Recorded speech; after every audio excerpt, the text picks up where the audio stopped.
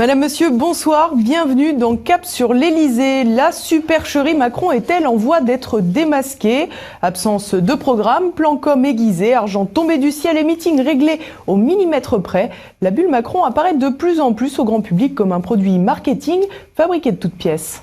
Moi, je vais vous dire ce que j'en pense. Je pense qu'en réalité, Le Pen ne fera qu'une bouchée de Macron. Qu'une bouchée. Et ce pour une raison très simple. C'est qu'il faut de l'expérience pour être président de la République. Moi, j'ai rien contre la nouveauté. Je connais, c'est très sympathique, c'est frais, pas de problème.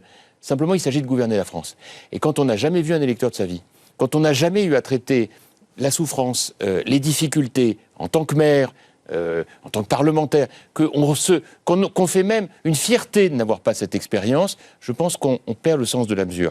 Et moi, je voudrais vraiment dire cela, parce qu'on va maintenant rentrer dans le dur de cette campagne présidentielle, et qu'il faut que nous ayons, à droite, un candidat qui défende, comme le fait François Fillon, les seules réformes qu'on peut faire pour ce pays. Si l'on s'en tient à la déclaration de patrimoine d'Emmanuel Macron, l'ancien ministre de l'économie ne pourra pas faire comme Donald Trump et utiliser ses propres deniers. Allez-y.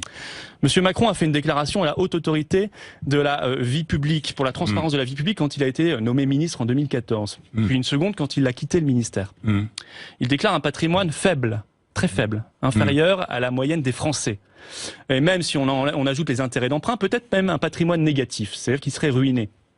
Or, M. Macron a gagné plus de 3 millions d'euros entre 2010 et 2013 quand il était chez Rothschild. 3 millions d'euros. Donc je n'accuse pas, je pose une question. Comment on explique cette disproportion entre ce qu'il a gagné et ce qui apparaît dans son patrimoine?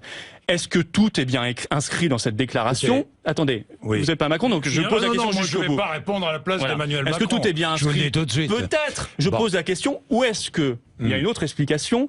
Certains ont fait le calcul. Il aurait fallu que pendant 3 ans, pour en arriver à cette disproportion, il dépense, il flambe chaque jour plus d'un SMIC. Chaque jour plus d'un SMIC pendant 3 ans pour expliquer cette disproportion. Peut-être qu'il a mené grand train, une vie de nabab. Je parle même pas d'acheter du patrimoine, flamber, parce qu'il n'y a pas de patrimoine en face. Donc c'est-à-dire flamber dans des restos, dans des voyages. Peut-être. Mais il doit, je crois, répondre aussi à cela. Parce qu'aujourd'hui, il joue les Monsieur la Vertu. Vous avez raison, vous posez la question. Un autre avait joué les Monsieur la Vertu pendant la primaire, il s'appelait François Fillon.